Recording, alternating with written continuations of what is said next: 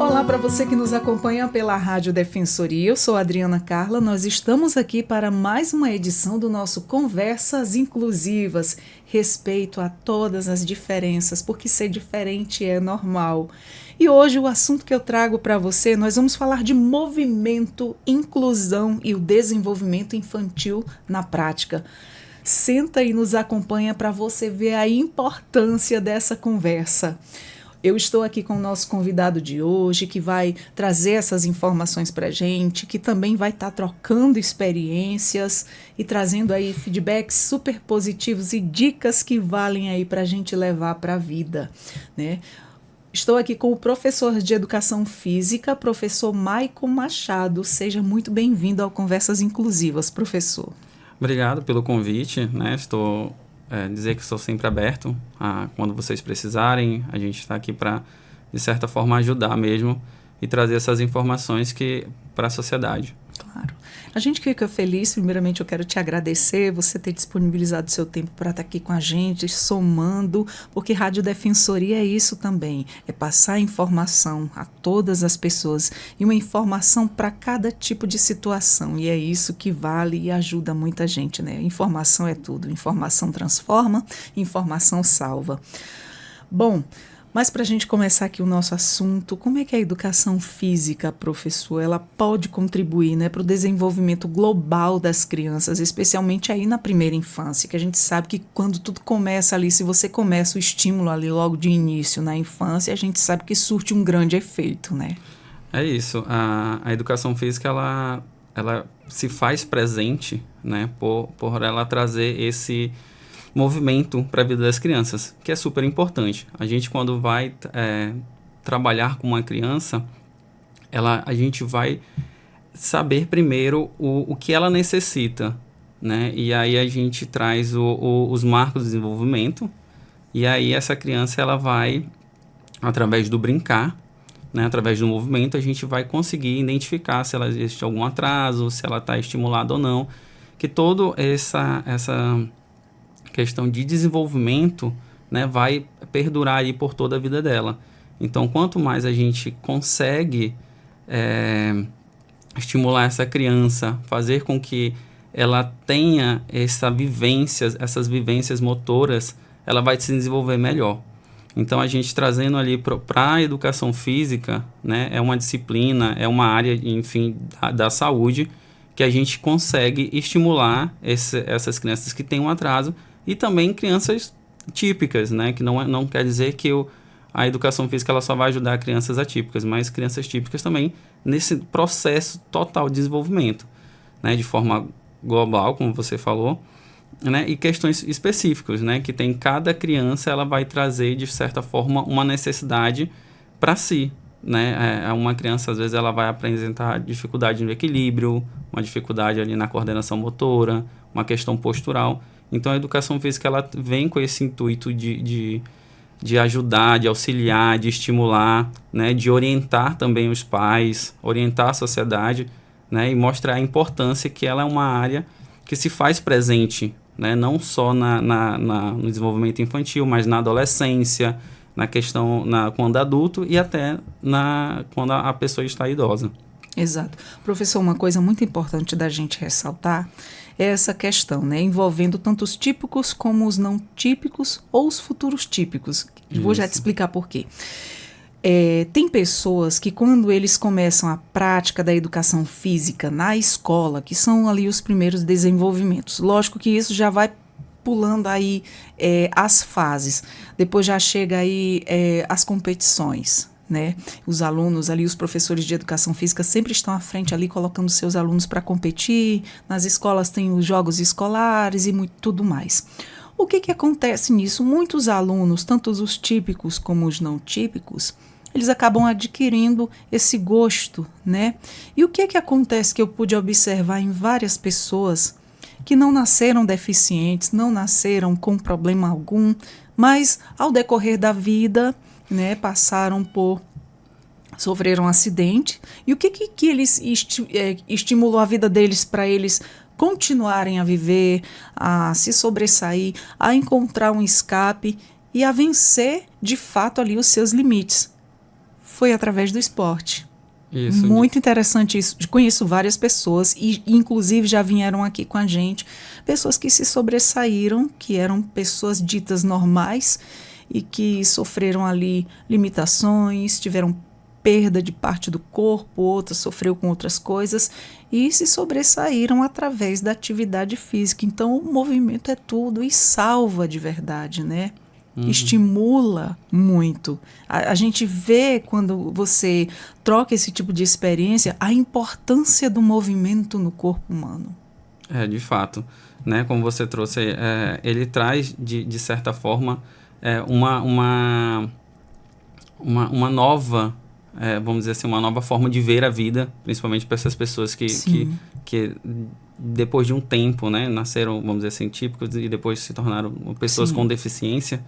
Então, trazer de volta essa vontade de viver, oportunizar essas pessoas a ser inserido de novo enquanto sociedade, né? A gente levar ele para ganhar medalhas, mostrar as potencialidades, né? Não é porque uma pessoa ela se tornou, né, ficou deficiente, aconteceu que ela virou deficiente, enfim, né, por conta de um acidente, enfim, uma questão... Que ela não seja mais capaz. Que ela não seja mais capaz de ser participativo, né? Então, ali é uma vida, a gente tem de fato...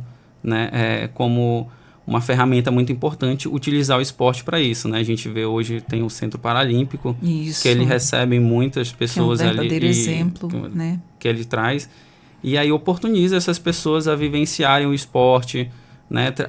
Superar os seus limites, e aí vai toda uma questão social, uma questão de pessoal, que aí traz de volta essa pessoa a esse sentimento de vida, de viver. De pertencimento. A uma sociedade de novo, né? Verdade. De certa forma, ele está contribuindo para essa vida da pessoa. Certo. Professor, agora sim, tem muitas famílias que elas ficam preocupadas, né? Quando eles percebem aí que os seus filhos eles não estão acompanhando o mesmo ritmo das outras crianças em atividades físicas.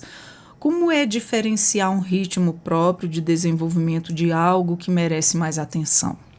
Pois é, o que acontece muito hoje é a gente tem essa questão de comparação, né? Os pais acabam sempre comparando, o meu filho mais velho, ele fazia isso, meu filho mais novo já não faz, né? O meu filho mais velho consegue, sempre pulou direitinho, sempre subiu escada, não tinha dificuldade, e o mais novo já não apresenta.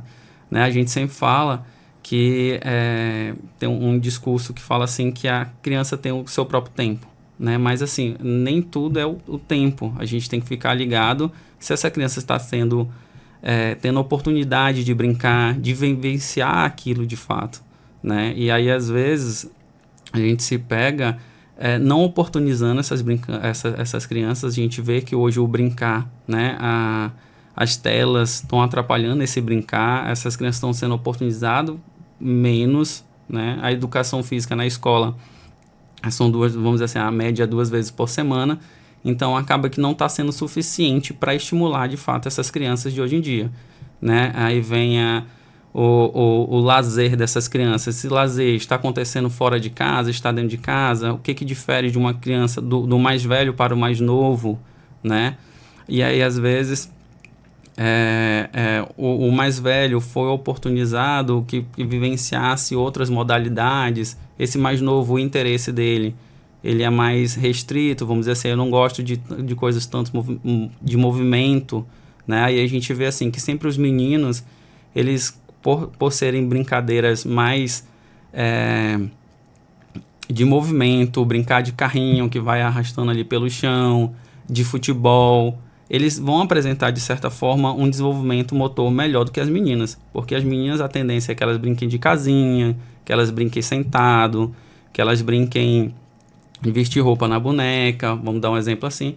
Então, acaba que a motricidade fina delas vão ser melhor do que os meninos, né? Então, os meninos têm sempre essa facilidade de ter a coordenação motora ampla melhor do que as meninas, né? Mas aí também a gente tem que ficar de olho nessa questão de estímulos, né? Até que ponto eu posso estar comparando o meu filho com uma outra criança ou com outra coisa, mas assim, o ambiente em qual ele está inserido, ele está sendo oportunizado... Conta muito, né? Conta muito. É como aquilo que eu estava te falando antes, né? Eu já sou um pouquinho mais velha que o professor, então assim, eu não sei se você brincou no seu tempo. Sim. Antigamente a gente brincava, não tinha internet, não tinha celular no meu tempo, na minha infância. Então a gente brincava. E não tinha a questão do perigo. Eu era uma menina de interior, a gente brincava na rua, brincava ali com várias crianças e isso era muito saudável, isso era muito bom. Hoje em dia, a gente vive numa cidade não tão grande, mas digamos que grande. Porque você precisa, para sair aqui, se locomover aqui em Boa Vista, você precisa de um transporte. Aí é aquela correria, trabalho, casa, casa, trabalho e outras responsabilidades. A criança acaba que o pai chega em casa, a mãe chega em casa, todo mundo cansado, ninguém quer levar a criança para passear. São difíceis os pais que fazem isso hoje. A criança fica ali, limitada dentro daquele quadrado. O que ela vai fazer? Vai direto para as telas do celular. Isso. E sabe Deus se está lá acessando um conteúdo bom ou ruim, né? Então, mas assim, professor, quando nós falamos de inclusão, qual é o papel da educação física, né? Para garantir aí que todas essas crianças, elas participem das atividades, né? Respeitando aí as suas diferenças e as suas potencialidades. Pois é, a gente, enquanto professores de educação física, a gente busca primeiro identificar, né, as potencialidades dessa criança. Não tem como a gente focar nas dificuldades. Então, a gente vê o que aquela criança consegue fazer, né, como é que está essa questão da autoestima. A gente vai primeiro encorajar essa criança, mostrar, fazer com que a criança desperte esse olhar pelo esporte, essa vontade de praticar atividade física. Gerar esse interesse, né? E aí a gente vai achando materiais, métodos, metodologias diferentes para que essa criança ela seja inserida ali. A gente não começa pelo competitivo, né? Não tem como a gente claro. Colocar uma criança já competindo, porque aí gera mais frustração ainda. Então, ela vê esse lado da competição, acaba que ela acaba desistindo logo no início. Então, a gente vai trabalhar com essa questão de interação social, dela se sentir pertencente ali àquele ambiente, que ela pode participar. E, assim, sempre trabalhar nas potencialidades, né? Essa criança, por mais que ela seja cadeirante, mas o que ela consegue fazer com os braços? Ela consegue se movimentar? Ela consegue ir e voltar? Então, a gente vai dando esse suporte e depois vai diminuindo esse suporte para que essa criança ela crie autonomia dentro do ambiente em que ela está inserida, né? Tipo, seja na educação física, na escola, seja numa escolinha de natação, né? Seja numa atividade paralímpica, vamos dizer assim. Então, a gente não foca na dificuldade, mas a gente foca nas potencialidades. O que essa criança vai me trazer de retorno, né? E aí, aos poucos, a gente vai melhorando cada vez mais, vai descobrindo cada vez mais o que ela tem a oferecer, assim, de positivo, né? Nunca focar no negativo. Certo. Agora, sim, uma coisa que a gente estava comentando anteriormente, né? Essa questão do estímulo, essa questão da receptividade. A gente tocou no assunto quando se trata de crianças autistas, que eles têm uma percepção incrível. Eles notam quando o profissional que está atendendo ele ali, ou qualquer pessoa, mas a gente, como se trata, a gente está falando de atendimento, ele tem essa percepção imensa quando você está tratando bem ele, quando você está com boa receptividade daquele que não está só fazendo ali o trabalho dele por fazer. Então, são profissionais e profissionais, né? Tem aqueles que trabalham por amor e tem aqueles que trabalham pelo salário do mês. Então, assim, qual é o que surte mais efeito? Aquele que trabalha por amor. E, assim, em muitos casos, né, tem crianças que têm mais dificuldade motora, elas acabam sendo deixadas de lado em jogos, em brincadeiras. Como é que o professor ele pode trabalhar para evitar esse tipo de exclusão? Se já que a gente fala tanto em inclusão, e a gente vê muito ainda hoje, infelizmente, a exclusão acontecendo, né? Seja na escola, seja em ambientes públicos, seja em qualquer lugar, as famílias ainda vivem muito essa questão da exclusão. O que quer dizer? A falta de preparo para lidar com essas diferenças, né? E é muito importante a gente lembrar sobre a questão de, às vezes, a criança ela só está integrada, ela não está incluída de fato. Isso, verdade, professor, né? você e falou aí tudo. Não é porque ela está ali vamos dizer assim, na quadra da escola que ela está incluída, né? E aí, hoje a gente precisa ter esse olhar mais atento, esse olhar mais acolhedor, né? A gente fala muito de acolhimento dentro desse processo inclusivo. E aí, fazer assim, facilitar. A gente é um facilitador. Qualquer professor ele é um facilitador de qualquer processo de aprendizagem. Sim. Né? E o professor de educação física, a educação física, ela é uma disciplina, vamos dizer assim, que traz esse... Todo mundo gosta, né? E aí, às vezes, se torna aversivo para essa criança, né? Atípica ou com deficiência, e ela não consegue estar ali naquele ambiente. Então, é um processo de o professor buscar conhecer, né, essa criança, buscar conhecer como é o ambiente em qual ela está inserido, como é que é em casa, o que ela demonstra, como é que é esse brincar, né? E aí, aos poucos, você vai oferecendo para essa criança atividades que ela já conhece, para que seja mais fácil dela conseguir engajamento. Né? Então, assim, não é porque eu tenho toda uma estrutura de conteúdos que eu tenho que ser muito rígido, não posso ser flexível. Então, assim, fazer proposta com essa criança com que ela participe de atividades, né? E que ela se sinta, vamos dizer assim, encorajada a participar mais vezes. Né? E assim, é um trabalho de formiguinha, não adianta você querer, na primeira aula, você quer que essa criança participe de participe de tudo. Mas assim, aos poucos você vai incluindo, fazendo com que essa criança se sinta pertencente ali àquele ambiente e aquelas aulas, né? Então, esse processo, ele vem devagar. Ele não é assim, ele não vai ser totalmente inclusivo na primeira aula, né? Talvez ele vai, algumas coisas que não está ao alcance do professor, vai querer que exclua. Assim, a criança se sentiu excluída naquela aula, mas aí o professor precisa voltar de novo, rever a sua prática, olhar de novo para essa criança, fortalecer de novo esse vínculo da criança com o professor, passar essa segurança para essa criança e também conversar com os demais colegas. Não adianta a gente querer trabalhar de inclusão, vamos dizer assim, só o professor e a criança. Exato. Né? O processo inclusivo, ele acontece na escola toda. Né? Então, trabalhar a inclusão tem que trazer esse conhecimento para outras crianças entender. Concordo plenamente. Entendeu? Que a criança está ali, ela tem o direito de participar também. Ela não está ali só para, vamos dizer assim, só para uma participação mínima. Só para estar ali marcando presença. Não adianta de nada. O que adianta os pais saírem de casa, gastar seu combustível ou dinheiro com transporte? Tem aquele trabalho inteiro que a gente sabe que para tirar uma criança dessa de dentro de casa não é fácil, tem uns que dão trabalho. E aí você leva para a escola, de repente aquele profissional deixou ele ali de lado. Por quê? Porque ele não faz e não tem sequer a mínima interesse de estimular aquela criança, né? Porque eu estou dando conta dos demais. A gente sabe que tem os auxiliares de professor, a gente sabe que tem... que a escola proporciona isso, às vezes com muita dificuldade, mas aquela família vai lá e briga e às vezes consegue, né? E a gente, quanto família atípica, a gente sente quando a escola está preparada, né? Quando se tem aquela conversa para respeitar os demais, as dificuldades que aquela pessoa tem, o pai e a mãe atento ao seu filho, quando ele entra em determinados estabelecimentos ou a própria escola, que é ali o convívio do dia a dia, você sente tanto com os profissionais, aquele que está apto, aquele que está fazendo o seu diferencial e aquele que só está ali para realizar o seu trabalho, ganhar o seu salário do mês.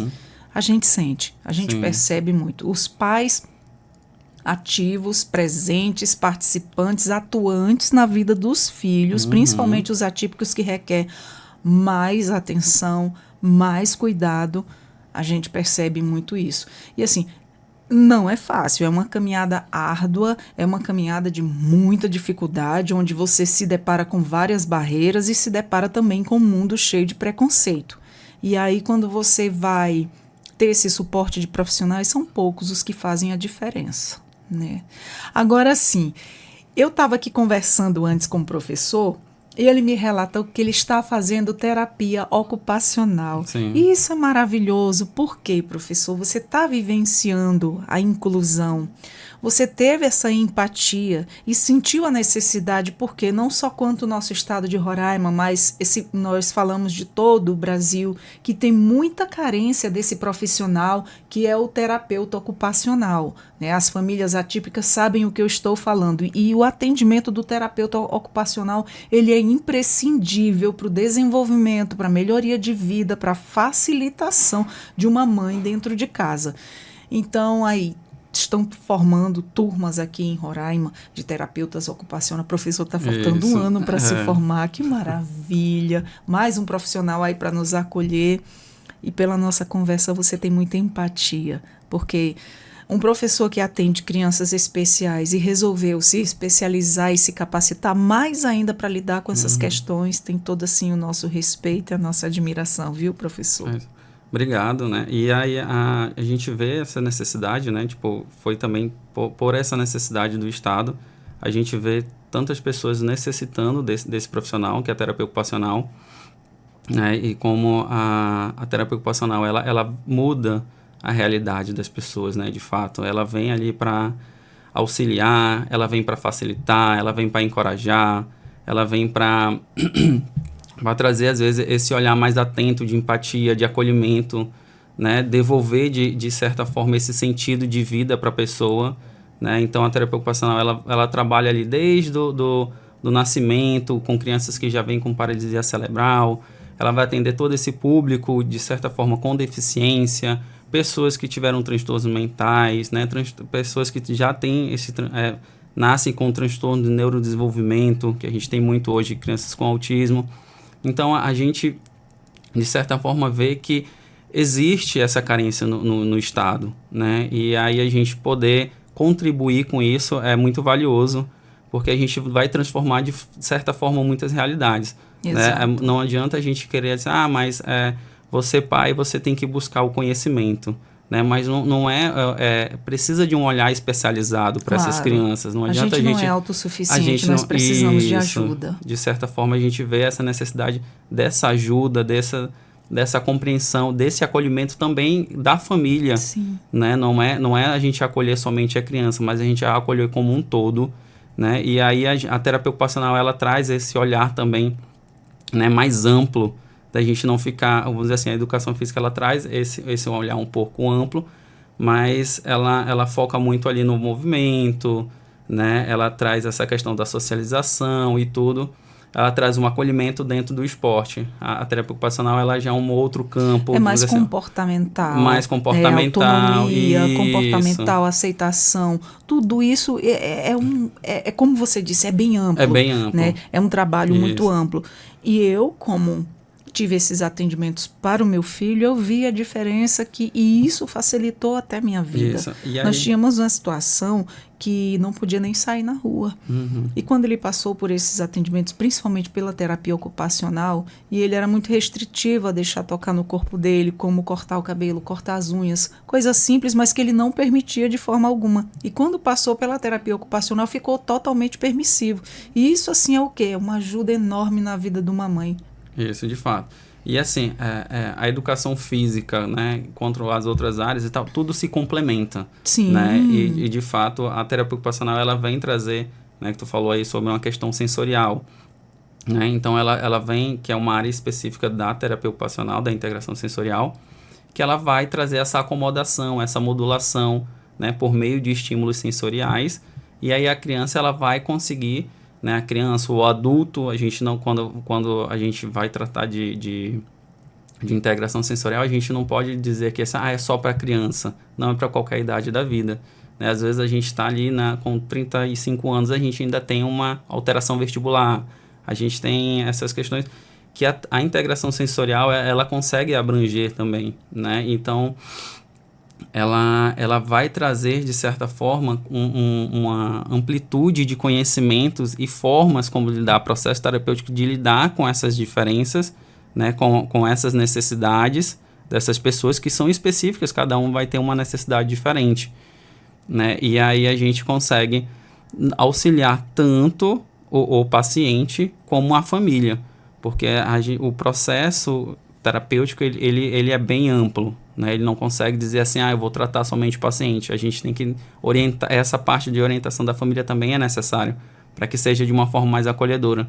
Não adianta a gente fazer um processo, vamos dizer assim, terapêutico dentro da clínica, e quando ele sai da clínica, esse processo ele é desfeito, ele não está sendo respeitado, aquela necessidade daquela pessoa. Exato. E como é que a educação física ela pode ajudar as crianças, né, que apresentam dificuldades de atenção, de organização, né? No caso também das crianças atípicas, como é que aquelas dentro do espectro, né, autista, quais são aí as estratégias que podem ser usadas, né, para tornar as atividades físicas mais inclusivas? Então, a educação física, ela contribui muito nessa questão. A gente acha que é só o motor, né? Mas aí não, a gente tem uma questão comportamental também que a gente consegue trabalhar, né? A gente trabalha a questão do controle inibitório. Vamos dizer assim, a criança, ela só corre muito rápido. Ela não tem essa noção, essa própria percepção do que é correr rápido, lento e devagar. E através do brincar, né, a gente vai dando essa noção para ela, né? O que é jogar forte, o que é jogar fraco, né? Quicar a bola, tudo isso vai trazendo essa consciência corporal. A gente vai trazendo a consciência corporal, essa organização espacial, né? Tem muitas crianças que têm essa dificuldade de espaço, acaba tropeçando, sendo desatento. Então, quando a criança que controla uma bola, depois ela vai entendendo, ela vai se adaptando a esse espaço, a esse estímulo, depois ela vai se bater muito menos, porque ela apesar dela controlar a bola aqui, ela tem que entender para onde ela vai, para onde é que ela precisa daquilo ali, para determinada atividade. Então, juntando o brincar com essas necessidades dessa criança, né, acaba que ela consegue aprender, né, de uma forma a se modular, vamos dizer assim, a aprender comportamentos que vai ajudar ela, seja na escola, seja para a vida. Aprende as regras, o trabalho em equipe. O tempo de espera. Exato. Né? Que aí, assim, chegou em tal lugar, no restaurante. A criança senta, o pai vai servir o prato dela, vamos dar um exemplo. E a criança, às vezes, não sabe esperar, fica chorando, não sei o quê. Isso. E por meio do esporte, a gente consegue ensinar essas questões também. Equilibrar, né? Isso, equilibrar.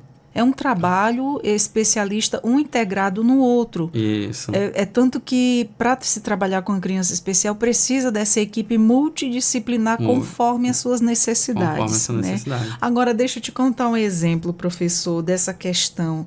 Né? Quando o meu era bem pequenininho, essa questão da criança ainda não ter essa noção, e isso ainda não tinha sido trabalhado. Hoje já foi, graças a Deus. Sim.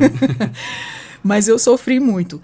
Nós saímos, deixa eu ver, para um arraial no Parque Anauá. Muito movimento, muita gente. E eu ali testando os limites dele. Sim. Né? Já sabia, já era diagnóstico. Foi diagnosticado tanto que 1 ano e meio. E aí ele estava com o quê? Com seus 4 aninhos. Saímos em família. Eu disse, a gente nunca sai. Mas ele não aceita barulho, não aceita muita gente. Eu digo, vamos testar? A gente vai testando ambientes. Sim. A gente vai aprendendo a lidar com ele mesmo. A gente vê até onde ele aceita, até onde vai, mas vamos estimular. E fui. Sim. Nesse teste foi frustrante, mas eu fui. O que aconteceu? Chegamos lá por essa questão da criança não ter noção de esperar. Tinha todos aqueles brinquedos, pula-pulas, escorregas, brinquedos infláveis que chamam muito a atenção das crianças, né? E ele gostava muito na época que chamava a atenção dele, era o pula-pula. Só que o que acontece? Ele não entendia a regra do...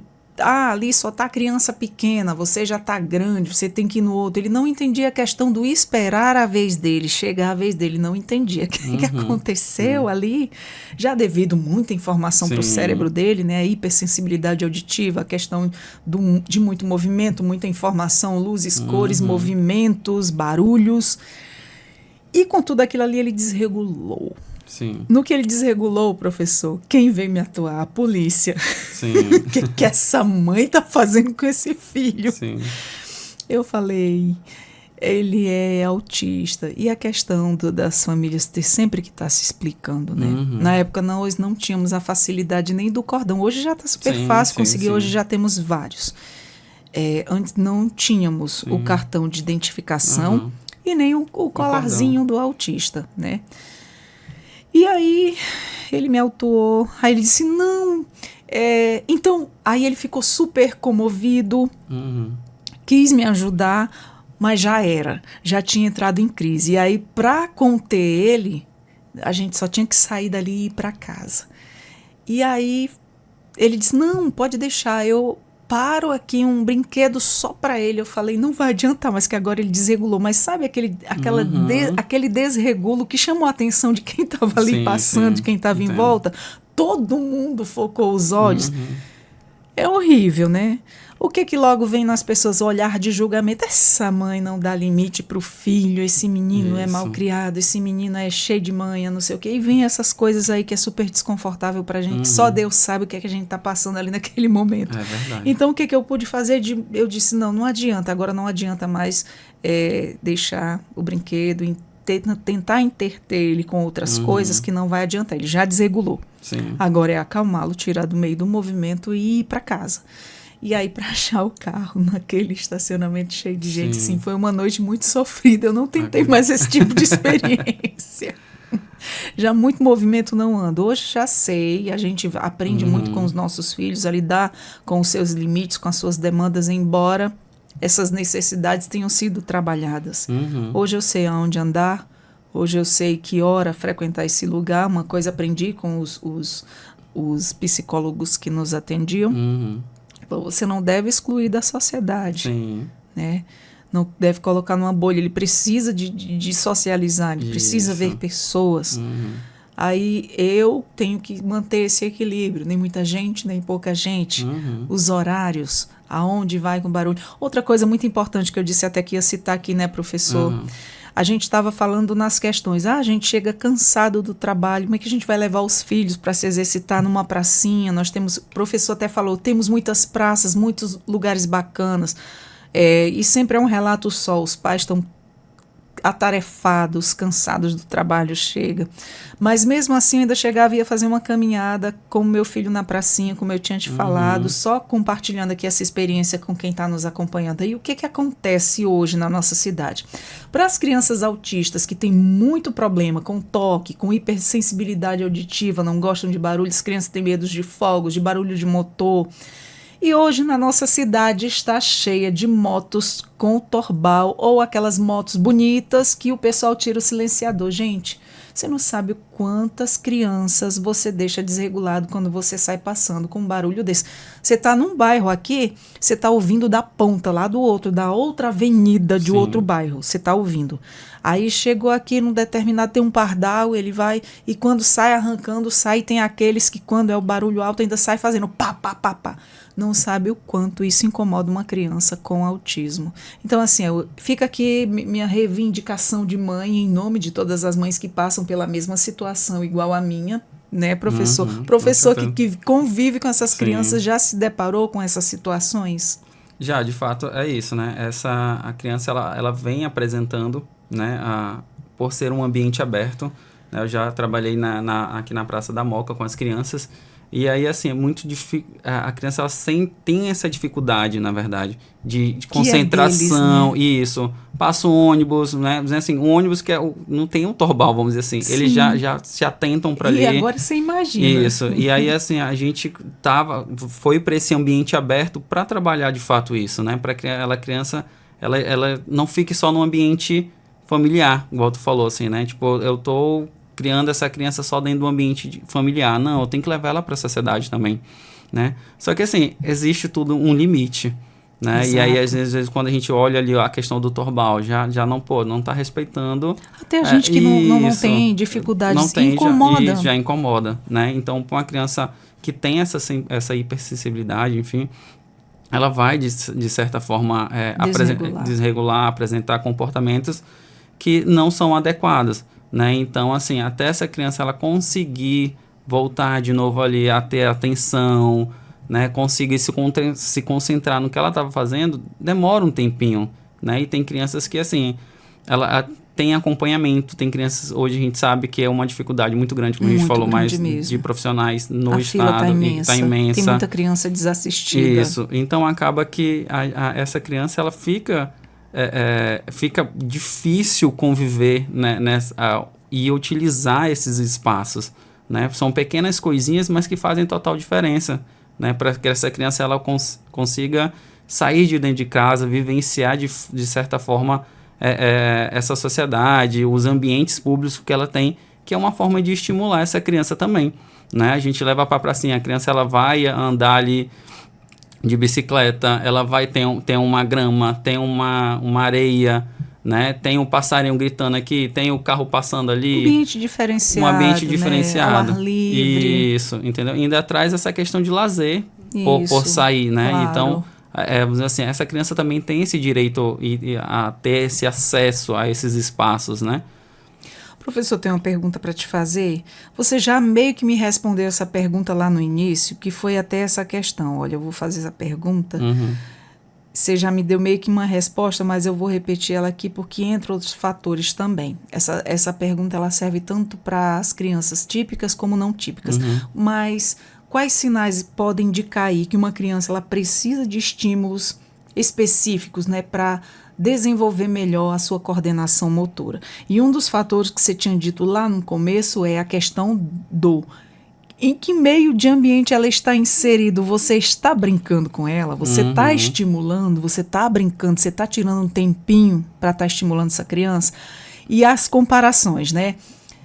O meu mais velho fazia isso e isso e isso, o mais novo já não faz muito isso e isso. Por quê? Hoje as crianças estão atreladas à tela de celular.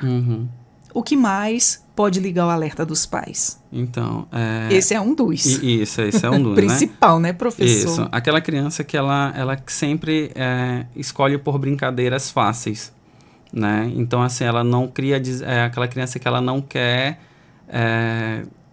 criar um desafio diferente, vamos dizer assim, né? Aquela criança, a gente sabe dentro do espectro autista, que ela tem essa dificuldade de socialização, né? Então, toda vez que ela escolhe não participar, ela está deixando de ser estimulada, né? Então, isso também já vai não ajudar essa criança nesse desenvolvimento, né? Crianças que sempre vão buscar tela como refúgio, como, estou cansado. Tem a questão de crianças hipotônicas também, tem dificuldade de subir escada, sempre pede ajuda, né? Crianças que sentam errado na cadeira, que elas deitam aqui vamos dizer assim, para sempre estão deitadas em algum lugar, né? Elas vão sentar, elas não sentam na postura, não tem aquela postura adequada, sempre está buscando alguma outra coisa, vamos dizer assim, senta torto na cadeira, vamos dizer assim, isso daqui, de certa forma, essa criança está precisando de estímulo motor, né?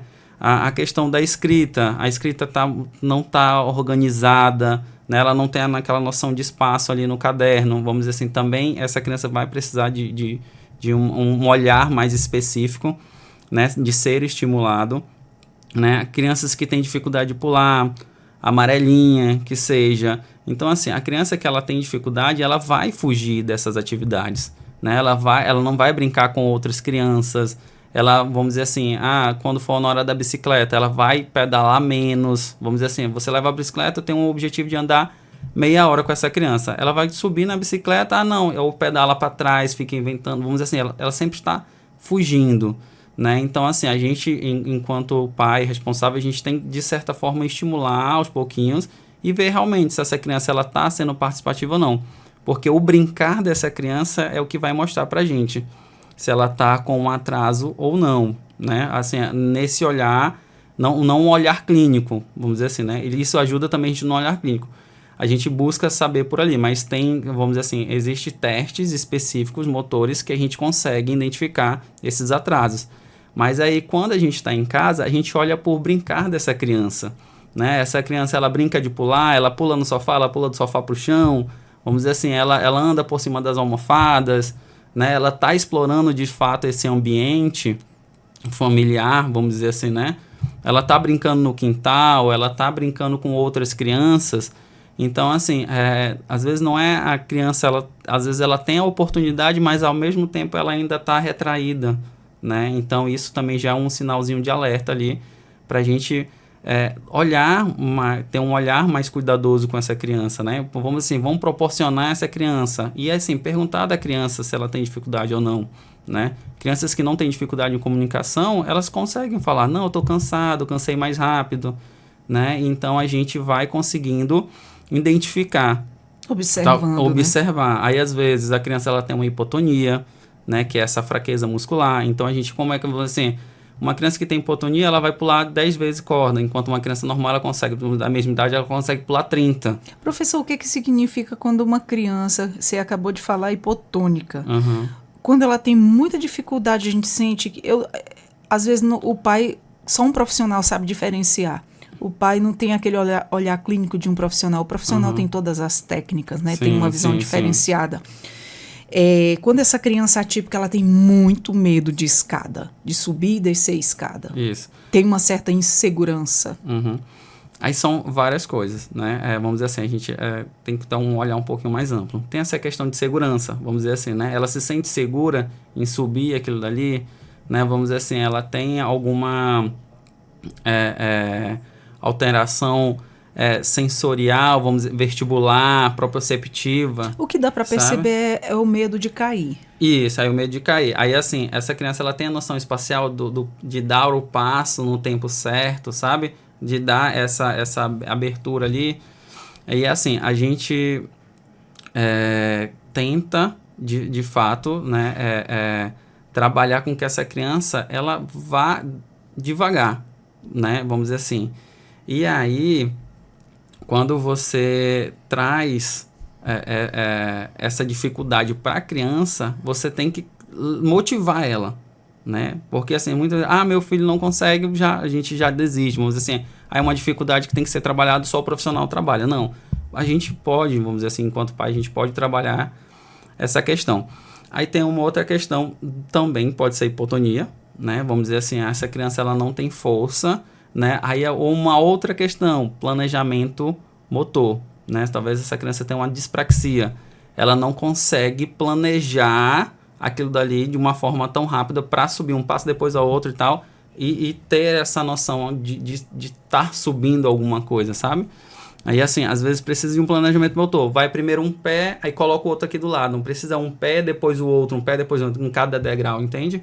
O que acontece? Eu te fiz essa pergunta porque acontece comigo e com o meu filho. Quando eu levo ele para passear no shopping, ele nem gosta de escada rolante, sim, nem da escada. O que eu pude perceber? Ele já é bem alto. Sim. E ele se enrola todo com medo. E eu sempre eu não forço a ponto de traumatizar mais ainda e vou aos poucos. E eu tenho toda aquela conversa. Eu paro e converso. Vamos na escada, a gente precisa subir. Mas não tenha medo, eu não vou deixar você cair de forma alguma. Porque tem uma que você está vendo o chão. Isso. Realmente ela assusta. Falei, não tenha medo, você não vai cair, a escada não vai cair. Você está vendo que está alto? Mamãe está segurando você. Eu estou segurando aqui nesses ferros, está vendo? Não vai deixar a gente cair. Vamos lá, vamos direitinho. Na escada rolante, ele se enverga todinho. Sim. E aí eu fico segurando ele. Ele sobe direitinho, sabe? Um passo após o outro.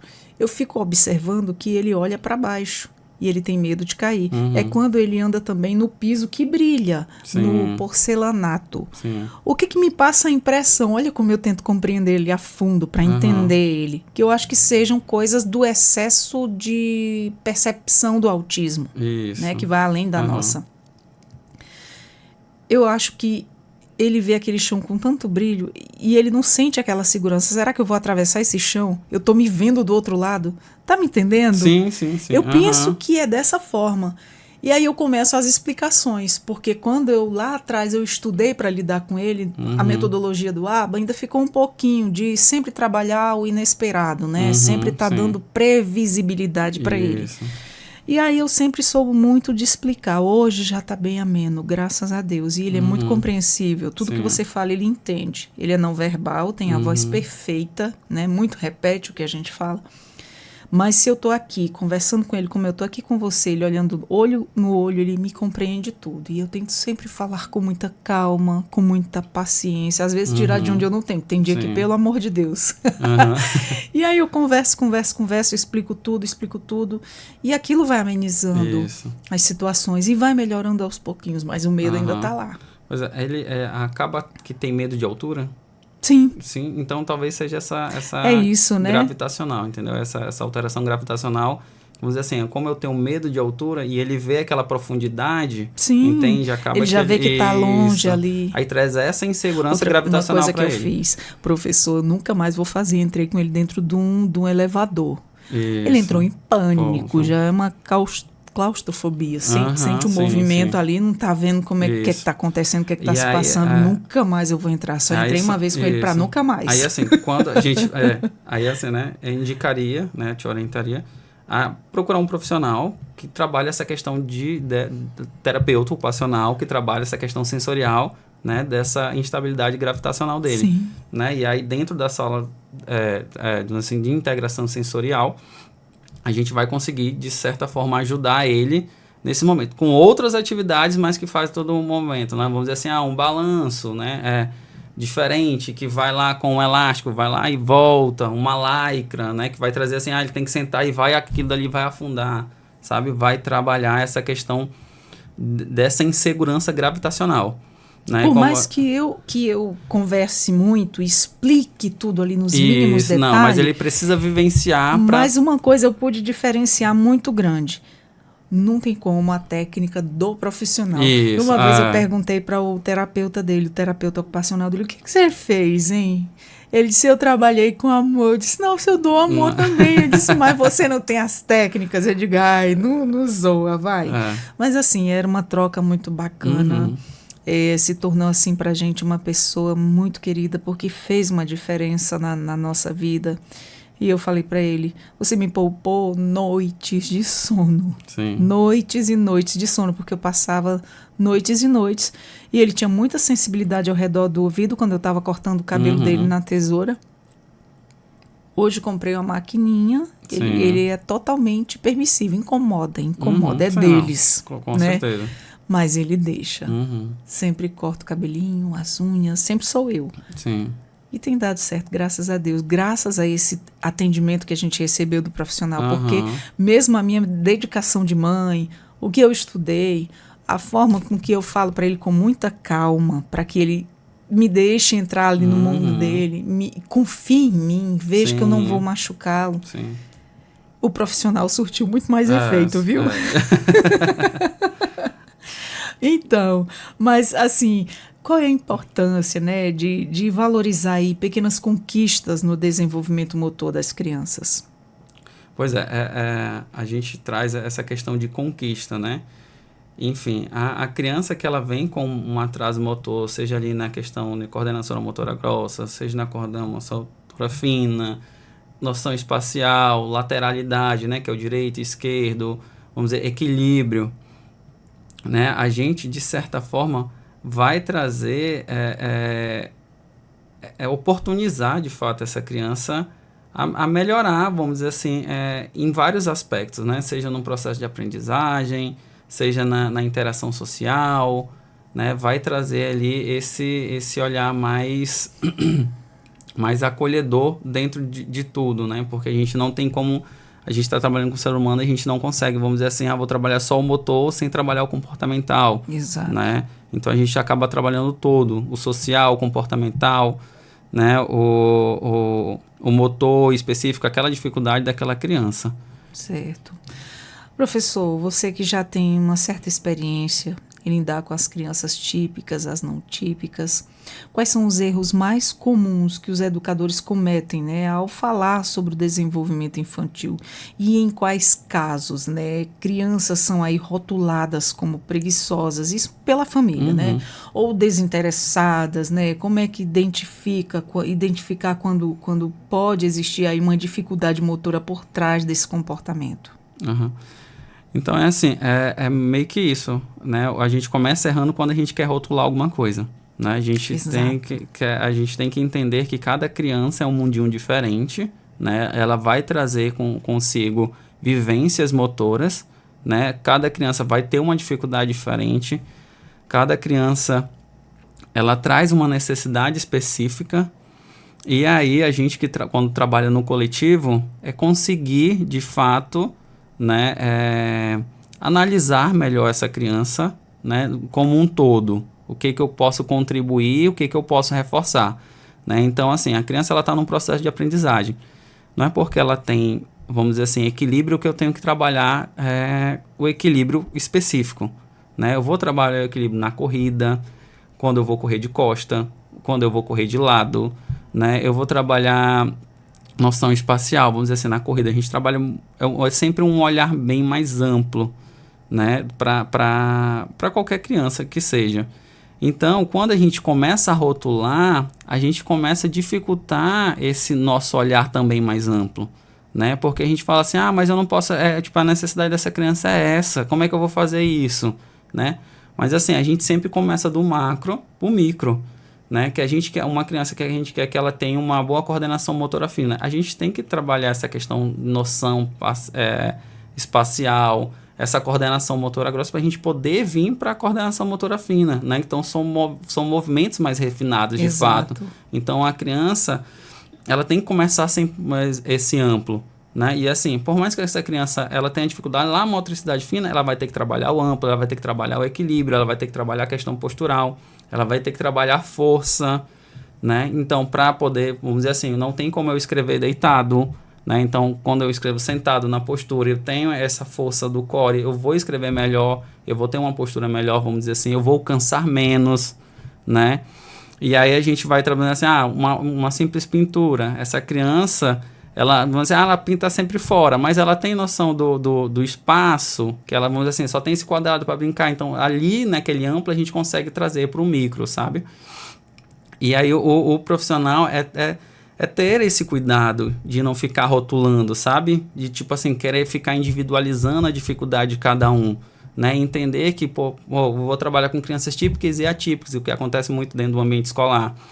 É trazer e oportunizar que seja, de fato, para todo mundo aquilo. Não é porque aquela criança específica tem aquilo que a outra não vai fazer, né? Então, assim, a gente trazer esse olhar mais cuidadoso, né, e ampliado, a gente consegue atender às necessidades de todo mundo, né? A gente não, vamos dizer assim, a gente não vai conseguir talvez mudar a realidade em 2, 3 meses, mas a gente tem um ano ali com aquela criança, de fato, né? E assim, é um trabalho de formiguinha. Esse ano eu faço, às vezes ano que vem eu vou continuar fazendo. É um processo, é um né, processo, professor? é todo um processo.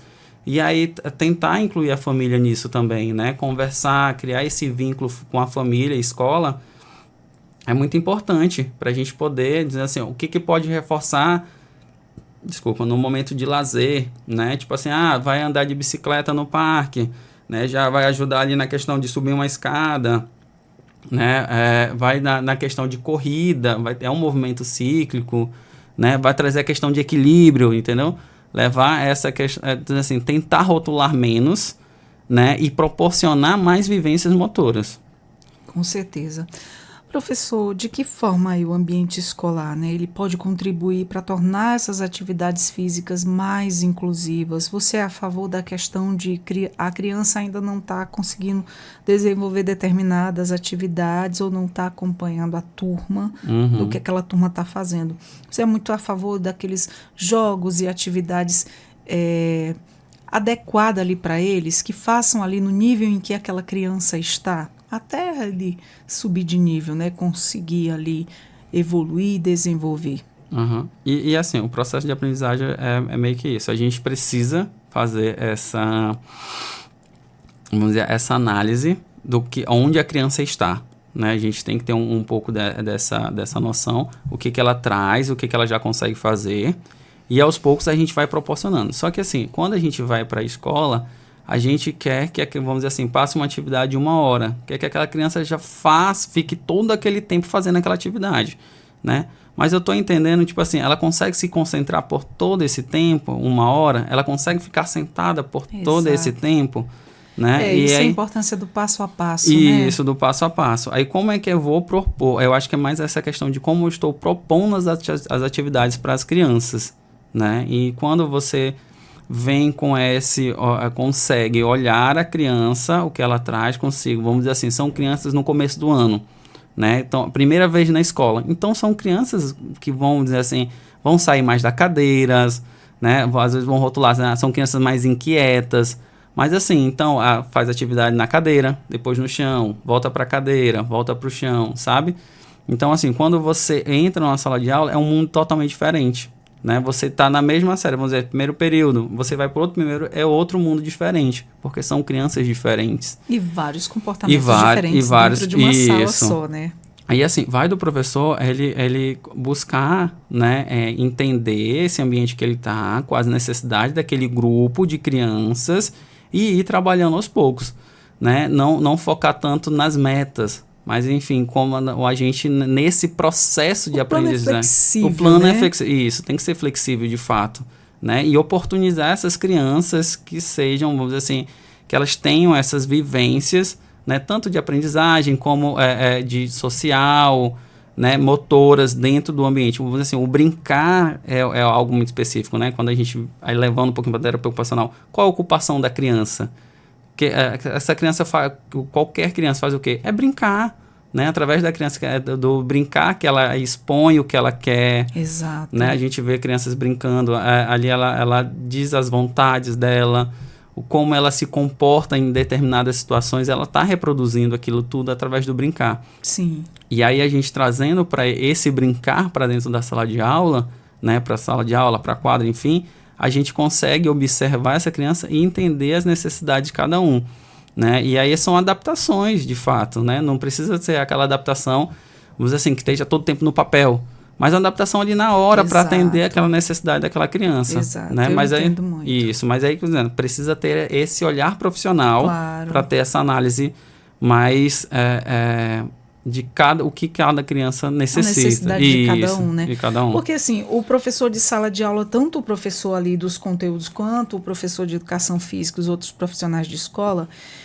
quando eles fazem ali o seu planejamento diário, né? Isso. E aí é muito flexível, porque muito flexível. O professor ele está vendo a demanda de cada um, ele está vendo a necessidade de cada um, e ele está fazendo de um tudo se virando, digamos assim, se virando nos 30, né? Para tentar sanar ali a dificuldade de cada um. Isso. Não é brincadeira. Eu tiro meu chapéu para todos os professores. De fato é isso. E principalmente esses que têm uma visão mesmo, assim, que querem ali abraçar a turminha, querem ali abraçar a dificuldade, a necessidade, sanar cada um. A gente vê muitos profissionais dedicados também. Bem, para a gente finalizar, professor, senão a gente passava aqui a tarde inteira falando, né? Porque assim, o assunto é amplo e é interessante falar tanto das conquistas, das dificuldades, do que precisa melhorar e o que é necessário a gente, quanto família, também observar. E, lógico, essa troca de experiência, essas indicações, essas dicas que são super válidas para o nosso dia a dia, né? Que orientações você daria, né, para os pais que estão aí preocupados com o desenvolvimento motor dos seus filhos? Sim. É isso, oportunizar essas crianças a brincarem, levar... Hoje a gente mora numa cidade que ela propicia, né, proporciona de fato assim ambientes excelentes de lazer e principalmente para criança, né? Principalmente para criança e desenvolvimento motor, né? Aquele subir no escorregador, descer no escorregador, a gente trabalha essa questão de instabilidade gravitacional, né? A gente trabalha a força, o balanço também, né? Toda uma questão de equilíbrio, de cíclico, que tem que jogar o corpo para frente, para trás, né? Então a gente vê que a gente tem parques grandes que as crianças podem... Todos esses movimentos têm sua importância. Todos têm movimento. Então, olhar para essa criança, né? Tentar levar essa criança a trocar a tela por movimento, vamos dizer assim, né? Que aí a gente consegue, de certa forma, buscar esse desenvolvimento adequado para essa criança, né? Que assim, por mais... Muitas vezes a gente é confundido um atraso com falta de vivência. Né? E eu já cheguei a atender crianças que, meu filho, acho que ele tem atraso motor. E não, era só falta de vivência motora.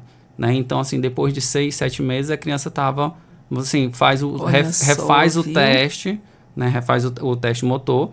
A criança está dentro da normalidade. Olha só, assim. Viu? O profissional que tem esse olhar, né, bem atento aos seus alunos, ele consegue diferenciar. Por quê? Porque ele vai lá no ponto-chave, ele vai conhecer a história daquela criança, como é que é o dia a dia, como é que é a vivência. Você acaba descobrindo, né, professor? Isso. E aí, às vezes, assim, o que eu vejo hoje muito dentro do mundo atípico, né? A criança, na primeira vez que ela vai, ela se frustra, ela já quer desistir, né? E o pai já fica pulando de atividades, né? Então, assim, buscar entender, buscar conhecer esse profissional, conversar com esse profissional. Olha, eu preciso de um pouquinho mais de paciência, um olhar um pouquinho mais atento aqui, né? Vamos dizer assim, vamos tentar fazer isso daqui, você levar essas informações de como é o seu filho, de como ele lida com frustração, né? Às vezes a criança, ela precisa de um tempo maior, né, para se autorregular ali dentro assim, não fez o gol no futebol. Ela vai precisar de um tempinho a mais para se autorregular, não precisa ficar forçando a criança, né? Então, deixar essa criança oportunizar também ela se frustrar, né? A gente levar faz parte do perder e ganhar, né? Vamos dizer assim. Mas, assim, insistir também um pouquinho. Insistir de uma forma saudável. Lógico. Né? Não virar um tudo trauma. Dentro do equilíbrio, tudo dentro né? do equilíbrio, isso.